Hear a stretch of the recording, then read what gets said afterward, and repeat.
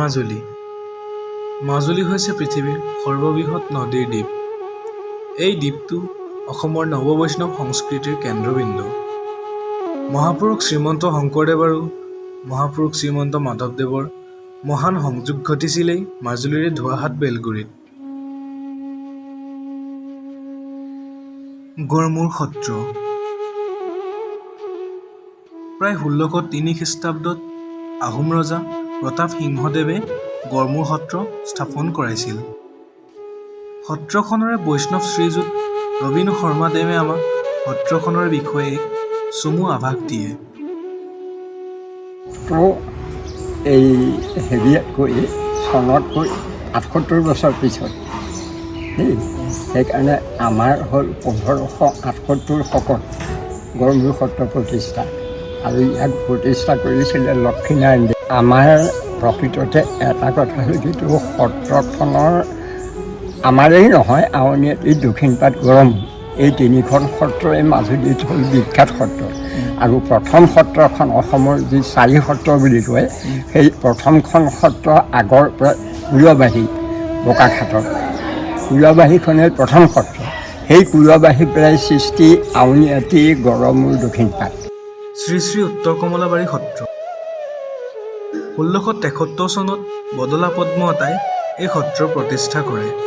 তেওঁৰ প্ৰকৃত নাম আছিল কমলাকান্ত আতা। মহাপুৰুষ শংকৰদেৱৰ আজ্ঞামৰ্মে মাধৱদেৱৰ গাৰ বদল দি ধৰ্ম প্ৰচাৰৰ অনুমতি দিয়াত বদলা নাম পায়। সেয়ে বদলা পদ্ম আতা ৰূপে পৰিচিত হয়।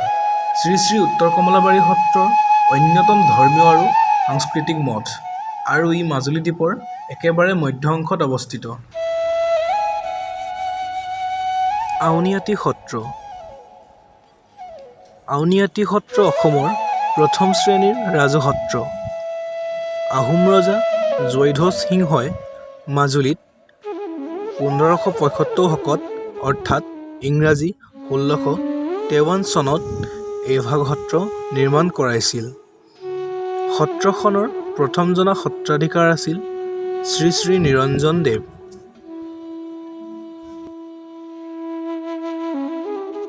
অসমৰ ঐতিহ্যপূৰ্ণ আউনীআটী সত্ৰৰ আহোম ৰজা জয়ধ্বজ সিংহই 1653 চনত প্ৰতিষ্ঠা কৰিছিলে, আৰু সেই সময়ৰ সত্ৰাধিকাৰ আছিলে নিৰঞ্জন দেৱ গোস্বামী প্ৰভু, আৰু বৰ্তমান সত্ৰাধিকাৰ সকলোৱে জনপ্ৰিয় জানে ডক্টৰ শ্ৰী শ্ৰী পীতাম্বৰদেৱ গোস্বামী প্ৰভু।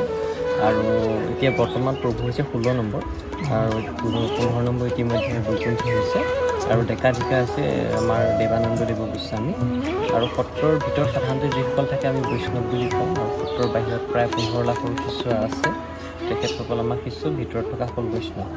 আৰু সত্ৰৰ আমাৰ উদাস পৰম্পৰাত চলে এইখন সত্ৰ। ইয়াতে আমাৰ সত্ৰত 14 প্ৰসংগ কাৰ্যক্ৰম চলে। গুৰুজনাৰ যিবিলাক কীৰ্তন পৰা আদি কৰি যিখিনি আছে মাধৱদেৱৰ নামঘোষা, আৰু আমাৰ সত্ৰৰ যিসকল সত্ৰাধিকাৰ পৰিসকল তেখেতসকলো কিছুমান পদ ৰচনা থাকে, সকলোখিনিকে আমাৰ ইয়াত মানে সদায় নাম কীৰ্তনত পৰিৱেশন কৰে। আৰু লগতে আমাৰ গোবিন্দ মহাপ্ৰভু প্ৰাচ্য দেৱতা গোবিন্দক উপাসনা কৰা হয়। আমি বিষ্ণু গোবিন্দ বুলি উপাসনা কৰোঁ। আৰু সত্ৰৰ সাধাৰণতে বৈষ্ণৱসকলে ইয়াতে আমাৰ 14 প্ৰসংগৰ উপৰিও আমাৰ সত্ৰৰ যিখিনি কলা সংস্কৃতি আছে সেইখিনি সত্ৰৰ বহাবিলাকত শিকে। সেইবিলাক শিক্ষা গ্ৰহণ কৰি আমাৰ অসমৰ যিসকল শিষ্য আছে, শিষ্যসকলৰ মাজত সত্ৰীয়া সংস্কৃতিক প্ৰসাদ গুৰুত্বপূৰ্ণ ভূমিকা গ্ৰহণ কৰে। আৰু আমাৰ সত্ৰাধিকাৰ মানে গুৰুজনাৰ যিবিলাক অমৰ সৃষ্টি আছে যাতে বিশ্বৰ দৰবাৰত প্ৰতিষ্ঠা কৰিব পাৰে, তাৰ কাৰণে আমেৰিকাত নামঘৰ প্ৰতিষ্ঠা কৰিছিলে, ডুবাইত নামঘৰ প্ৰতিষ্ঠা কৰিছিলে। আৰু লগতে মানে ভাৰতবৰ্ষৰ বিভিন্ন প্ৰান্তত গুৰুজনাৰ প্ৰচাৰৰ কাৰণে তেখেতে ছেমিনাৰত অংশগ্ৰহণ কৰিছে, চীনলৈও গৈছিলে। মানে আমাৰ গুৰুজনাৰ যিখিনি অমৰ সৃষ্টি সেইখিনি প্ৰচাৰত যথেষ্ট গুৰুত্বপূৰ্ণ ভূমিকা আউনীআটী সত্ৰই গ্ৰহণ কৰি আছে। আৰু বহু দেশী বিদেশী পৰ্যটকৰ আহে আউনীআটী সত্ৰলৈ। আৰু আপোনালোকে সংগ্ৰহালয়টো চালে আহোম ৰজাই সত্ৰ প্ৰতিষ্ঠা কৰি যিখিনি মানে সত্ৰলৈ মানে তেওঁলোকে ব্যৱহাৰ কৰা সামগ্ৰী দান দিছিলে সেইখিনি আছে। সত্ৰাধিকাৰ প্ৰভুসকলকো কিছুমান দিছিলে, তেখেতসকলে ব্যৱহাৰ কৰাখিনিও আছে। আৰু অসমীয়াৰ স্বাভিমান থকা যিসমূহ মানে সম্পত্তি আছে সেইখিনিও আমাৰ সংগ্ৰহালয়টোতে সংৰক্ষণ কৰি থোৱা হৈছে। আৰু লগতে আমাৰ সত্ৰৰ এভাগ আছে তুলসী খুঁটা, সেইভাগ ঐতিহ্যপূৰ্ণ। সেইভাগ সত্ৰৰ আমাৰ দ্বিতীয়জনা সত্ৰাধিকাৰ প্ৰভুৰ দিনত আহিছিলে, সেইভাগৰো ঐতিহ্যপূৰ্ণ আছে। সেইভাগো পৰ্যটনৰ অন্যতম আকৰ্ষণীয় কেন্দ্ৰবিন্দু। আৰু এটা পুখুৰী আছে, তাতে মাছ আৰু কাছ থাকে। মৰিবাক প্ৰসাদ দিলে সেইখিনি আহি খাবৰ কাৰণে সেইখিনিও পৰ্যটক আকৰ্ষণীয় হৈ পৰে। এইখিনি আৰু আউনীআটী সত্ৰত আহিলে সাধাৰণতে আমাৰ মূল নামঘৰ দৰ্শন কৰা হয়, মিউজিয়াম চোৱা হয়, তুলসী খুঁটা, আমাৰ যিটো গোবিন্দ পুখুৰী আছে তাত মানে প্ৰসাদ দিলে সেইখিনি চাব পাৰে, সত্ৰৰ বহাবিলাক চাব পাৰে, এইখিনি আৰু মোটামুটি। আৰু আমাৰ সত্ৰ এটা মানে কাতি বিহু বুলি কোৱা হয়, কাতি বিহুত মানে আমাৰ সত্ৰৰ যিখিনি কৃষ্টি সংস্কৃতি আছে প্ৰদৰ্শন কৰা হয়, সেইখিনি চাব পাৰে। আৰু প্ৰতিটো বিহু উদযাপন কৰে, গুৰু গুজনা তিথি উদযাপন কৰে। আৰু লগতে আমাৰ সত্ৰৰ ডাঙৰ উৎসৱটো হ'ল পালনাম। সেই পালনাম উৎসৱটো আউনীআটী সত্ৰৰ যিমানখিনি শিষ্য আছে প্ৰায় হ'ল শিষ্য আহে, বহু লক্ষাধিক ভক্তৰ সমাগম হয়। আৰু সেইটোৱে হৈছে আউনীআটী সত্ৰৰ এক ঐতিহ্যপূৰ্ণ 25 তাৰিখৰ পৰা 29 তাৰিখলৈ সেইটো বহুত ডাঙৰ উৎসৱ হয়। আৰু ৰাসলীলাটো সমগ্ৰ মাজুলীতে হয়, সেইটো সকলোৱে জানে। আৰু আউনীআটী সত্ৰটো 3 দিনীয়াকৈ ৰাস মহোৎসৱ পালন কৰে। এইখিনি মোটামুটি। ধন্যবাদ। চামগুৰি সত্ৰ 1585 অৰ্থাৎ 1663 চনৰ ফাগুন মাহৰ শুক্লা চতুৰ্দশী তিথিত আহোম স্বৰ্গদেউ চক্ৰধ্বজ সিংহৰ পৃষ্ঠপোষকতাত শ্ৰীমন্ত শংকৰদেৱৰ নাতি শ্ৰী শ্ৰী চক্ৰপাণীয়ে এই সত্ৰখনৰ স্থাপন কৰাইছিল।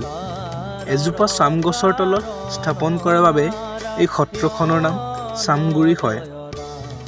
চামগুৰি সত্ৰ বিশেষকৈ মুখা শিল্পৰ বাবে বিখ্যাত। প্ৰতি বছৰে দেশ বিদেশৰ পৰ্যটক এই শিল্প দৰ্শনৰ বাবে মাজুলীত ভিৰ কৰা দেখা যায়।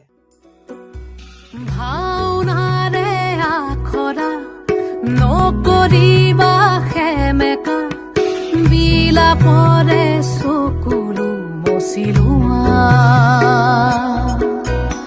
লিগাঙৰে ধুলীয়া ভাগৰি নপৰিবা বাকী আছে বহু সাধু কথা